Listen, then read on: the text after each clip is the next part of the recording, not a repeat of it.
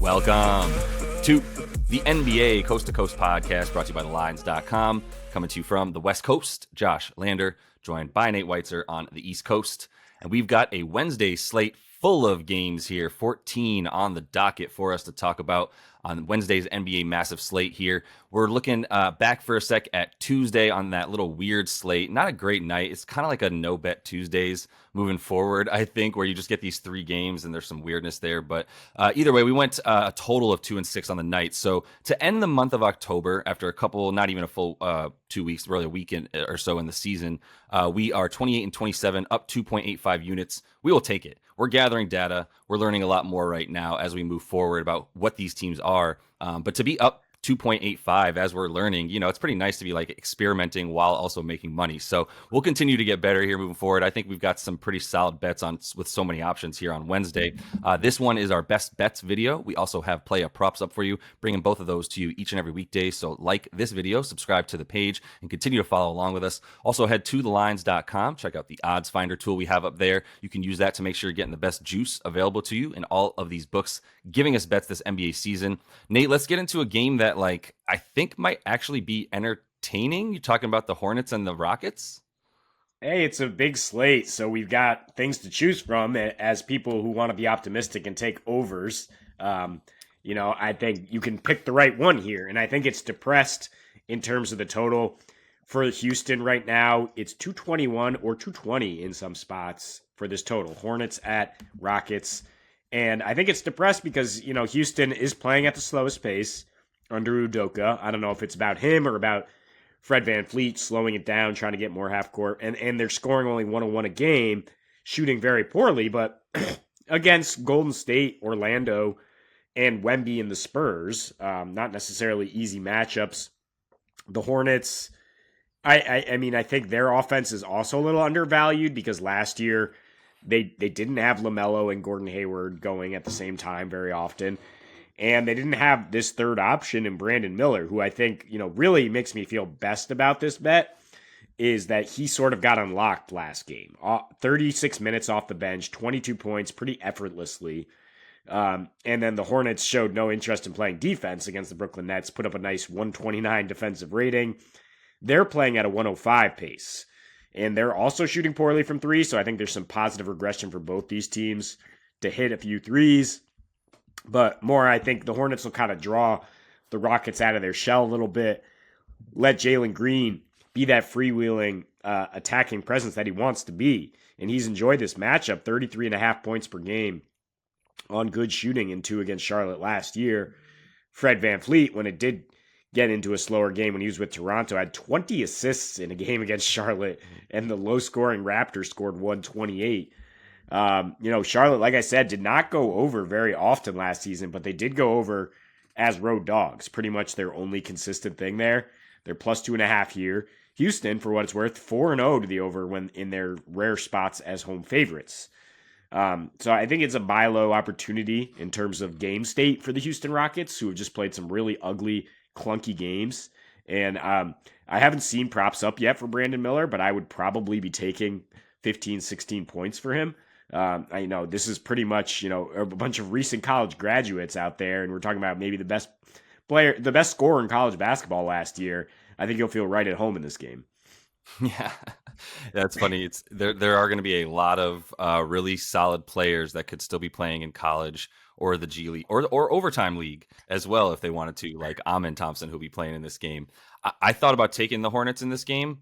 I trust them more for sure. I know that there's a few more vets on Houston, and I definitely don't feel comfortable taking a team that relies on mostly players that are younger than 24 to be good for it in the Hornets versus a team that at least has a few vets at this point. Not that they've put anything together, obviously, in the Rockets. I think the over is the better play for sure. Like, honestly, the Hornets actually play a little bit better defense at home. So, getting this game on the road for them, run and gun, this should be a good one in terms of points. And yeah, I think this one feels like it should definitely be at like 226.5 or so, maybe a little bit more. Maybe they're worried about the way that, Udoka is trying to like play some defense, but we saw the Spurs and the Rockets go comfortably over this number as well. So I like this idea of a similarly styled team in Charlotte getting up and down with LaMelo, scoring some points in this one.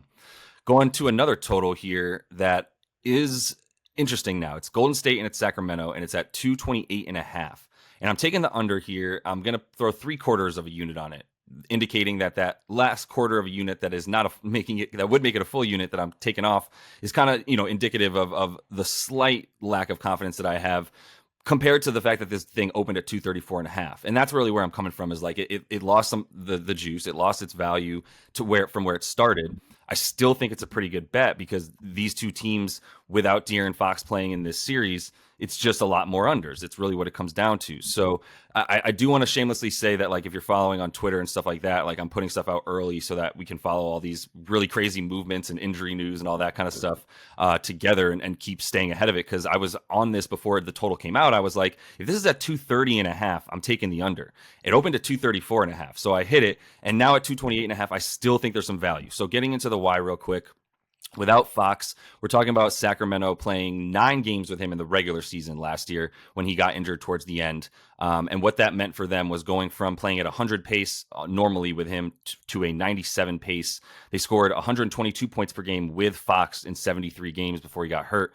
And then they scored 109 points per game without him to finish the regular season. Same concept in the postseason, where obviously things get a little bit tighter, but they still did regress in pace. And after the first 2 games of that series the first game really in that series against the Warriors, everything slowed back down. So the one of the games that they were without Fox included the 119-97 loss to Golden State last April. And that's a little bit of what I'm worried about for them, is that they like, even if they give up some threes and they try to keep some pace with Malik Monk in there, who's a decent substitute for Fox, obviously, in the way that he plays as well, even a better shooter than Fox from deep, if not from mid-range. Either way, like, it's just not the same offense with all-star clutch player of the year De'Aaron Fox in there. And that's why the 119-97 loss is like similar to what I'm feeling. Even if the Dubs get like 120 in this game, I still think that they're capable of keeping the Kings to below 110, 111 in this scenario. The Dubs at home, it's just a better defense. We know 108 defensive rating at home last year versus 118 on the road. Already starting off with a good defensive rating on the road versus the Pellies, only giving up 102 points in that blowout. But they still didn't. The Pellies didn't start Brandon Ingram, as we know, which really screwed our bet up, which was a big part of all that with their offense. Obviously, Trey Murphy's still not in there for the Pellies. It's going to be the similar type of thing, I think, for the Kings without Fox in there. As good as Sabonis is in the regular season against this team, I still think that they're going to have trouble scoring all around. Yeah, I mean, when you play Davion Mitchell instead of Fox, you're going to have better defense and the lack of offensive presence. I mean, the concern I have is that Keegan Murray is making that leap, and he might be able to take on an increased usage rate, and Malik Monk is a boom-bust guy, and the Kings are just so good overall on offense. But I think your logic is good here, that the Warriors are playing well on both sides, that Draymond should be in there. Yep. It is the third game in 4 nights for the Dubs, right? But they go under at a 53% clip the last 2 seasons with a rest disadvantage, and under at a 58% clip at home. So take that for what you will. Yep. Yeah, and just to let you sip your tea real quick, I would also just say Fox is the one-man fast break, right? So like that's a huge part of the pace right there. Yes, thank you. So I'm going to take Denver. I mean, you might be stepping in it here at -2.5 at Minnesota. And we were basically on opposite sides on Friday, where Josh wanted to take the champs at Memphis. I said -5.5, I think it was at the time, is too much. They won by 4. This, to me, I think is as much about how bad Minnesota is from a chemistry standpoint, from a home court standpoint at this point. But it's also about Denver just being incredible. It is a packed schedule, which is why I think that people are kind of looking at the big picture and this number has not gone up. I thought it would be up by 4.5 by now. But Denver, they do have a back-to-back on Friday, Saturday, both at home. They have 5 games in 7 nights altogether this week. So it's a pretty crazy schedule. And last year they lost badly at Minnesota twice, because both times they were coming off double-digit wins at home. Big win over Boston. And then the second time, they were in the exact same situation after beating Atlanta. They just rested everybody and lost by like 30. So, I mean, I don't think there's anything to indicate they're resting anybody. The champs have been incredibly healthy to start the season. They have no issues. and they've just been shutting down stars, right? I mean, AD scoreless, Bane 4 for 17, Shai, the worst performance in 2 years for Shai Gilgeous-Alexander. Markkanen played all right, inefficiently. They shut down Jordan Clarkson for what it's worth. For what it's worth is you got a shooting guard right now in Anthony Edwards, who is the key to Minnesota because their front court chemistry is an absolute mess, as we know, with Cat and Gobert. And now you have Aaron Gordon on Cat, which is kind of a different matchup than in the past where Cat had some success against Jokic because he's a little bit quicker. Now Jokic is on Gobert. Gordon on Cat, I don't think we're going to see that much there. And what we saw from Atlanta, right, was that once they calmed down Ant, they completely climbed back into that game. I think turned like a 15-point deficit into like a double-digit win. The vibes are not good in Minnesota. They're 29th in attendance to talk about first things through a couple games, and it's because they're scoring only 104 points per game. It's because of these chemistry issues. You see Cat loafing, not getting back on defense. They're giving up the most fast break points per game at this point. They are 29th in scoring in the second half after that second half collapse against Atlanta. Last year, they did not really bounce back after a loss. They were under 500 after loss and 17 and 33 on equal rest.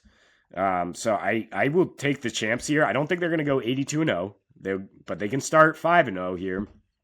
And, they probably drop one of these two games over the weekend, but I think they can handle Minnesota here. All your logic is sound. The two main points that I would make against it are basically the matchup, just the history of, including like what felt like a playoff series that Denver took lightly and barely tried in. I mean, Minnesota looked terrible in that first game, so that was already just a forfeit basically, and Denver didn't have to try too hard. But I do like the way that Minnesota has played Denver, causing problems with the ability to throw both Naz Reid and Rudy Gobert, and whatever you want to say about Cat down there as well. McDaniels is going to play in this game, also helping their defense. So this is a good matchup, plus the trends, which do with that what you will, just in terms of Denver as a road favorite, not covering very often, to the tune of like not covering like the spread by 4 points per game in those situations. The Wolves very good as a home dog, 12-6 against the spread last season, covering that by the same almost number. No spread is my point. Thank you for making my point. If it was -4.5, right, I would have concern. 57-21 straight up as favorites, though.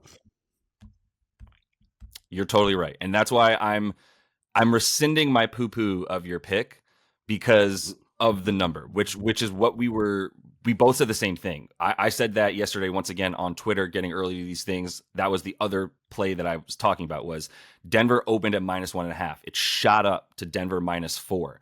And I was thinking it was going to keep shooting up. I thought anybody who doesn't really know much is going to get on there and bet the Nuggets and just see a little number, under 5 number for the Nuggets to win a basketball game and just blindly hit it.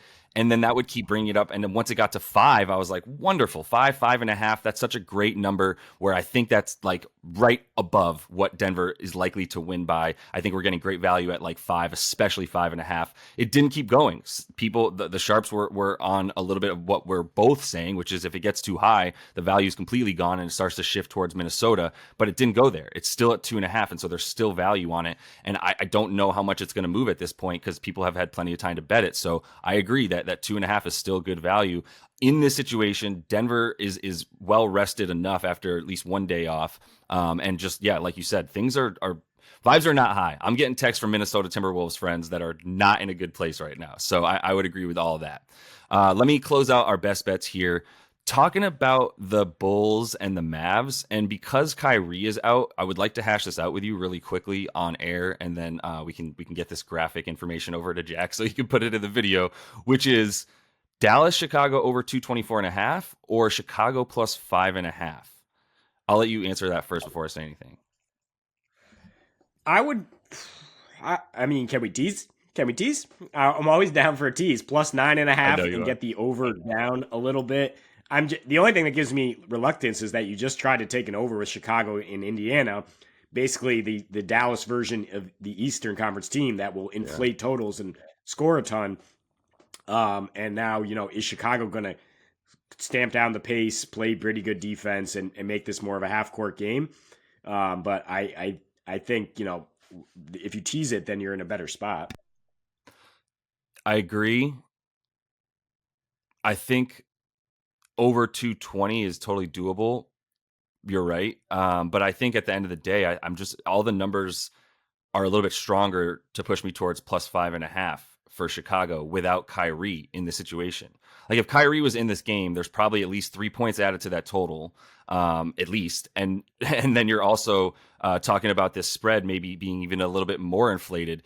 Zach LaVine is likely to play. It looks like he was at shoot around at practice and everything this morning. So he's going to be in the game for Chicago, and their ability to slow down point guards on the other team, which you don't have to slow down Luka. He plays at his own pace. Luka does Luka no matter what, right? He's playing the game in his own style at his own, like I said, leisure and pace. So like he's going to do him, but without Kyrie, you've now inserted a plus defender instead of him, on top of the fact that you're playing with someone that's not going to just go out and take two guys on in the fast break, right? So I think that all of that said, like the total starts to scare me, because even if Luka puts up what should be the 39 points a game that he's averaging right now, if if he does put that up and he hits 5-ish threes, I mean, he's making 6 a game, but that's on 12 attempts. So if he's going to keep shooting 50% from three, this is just a team that you don't do that as much against. That's going to be how they continue to play this year. Even though Kobe White's starting, Caruso's still getting in there for key minutes, and they do have some decent defenders, even in Pat Williams, to be able to like slow down the type of the style which is just a lot of threes. It's a lot of Luka and threes. That hasn't changed, and it's not going to change even without Kyrie. It's just I think the scoring is going to go down. So the other thing is, once again, the trends. Chicago does cover in this situation. Dallas does not cover in this situation. Home favorite versus road dog. Everyone likes to count out Chicago because they think, well, this is such a soft jump shooting team, they're not going to be as good on the road. It's like, no, they're kind of gritty. There's a little bit more nastiness to them than you realize. And as long as they have their two guards able to score and keep them in the game and the style of play that they have, then I'm fine with taking them plus 5.5, and I'm going to make that the bet, because like I said, their 111 D rating they have is really good, despite the fact that they're only scoring 105 points per game. They're only giving up 108. So I think that they do kind of, without Kyrie, they're able to trump what Dallas wants to do, and as a result, I think they keep it within 6 points. Yeah, I like your resolve there. I mean, the thing that Jason Kidd says is we're very comfortable playing in the 120s. That probably references to when he has his full team. But Chicago, might be like, well, let's make them uncomfortable by playing this game in the 100s and try to keep it close down the stretch. I will say my most confident look at this game is DeMar DeRozan, 21 points. That's going to lead player props here, because we're probably talking about a half-court close game down the stretch, because we're talking about Zach LaVine not necessarily being fully healthy, and because it's just a small number for DeRozan, who's had 20 points every game this season. The Bulls right now still a little bit of wait-and-see mode after their rough start to the season, but then they bounce back and beat Indy with Vooch getting on track. So yeah, we'll see if the offense can really start cooking for them. They have had success against Dallas, though, as you mentioned, in these higher scoring games. Yep, and they were high scoring last year. But that was also a situation where one of them didn't even have Luka in it. So now you're talking about Jaden Hardy running the offense and just being the focal point. And then, the other game was towards the end of the season, went barely over 224, still a 3-point game. Luka was in that. Everyone was in it. Both teams needed to win. Similar situation to what we're facing right now. Although Derek Lively, shout him out once more, still like the way that the Rook is progressing. So that's all the time that we have for you. Easy for me to say on best bets today. We're going to go ahead and also have a play a props video up for you. So make sure you like this video, subscribe to the page, check everything out we're bringing you. And until we see you next, happy betting.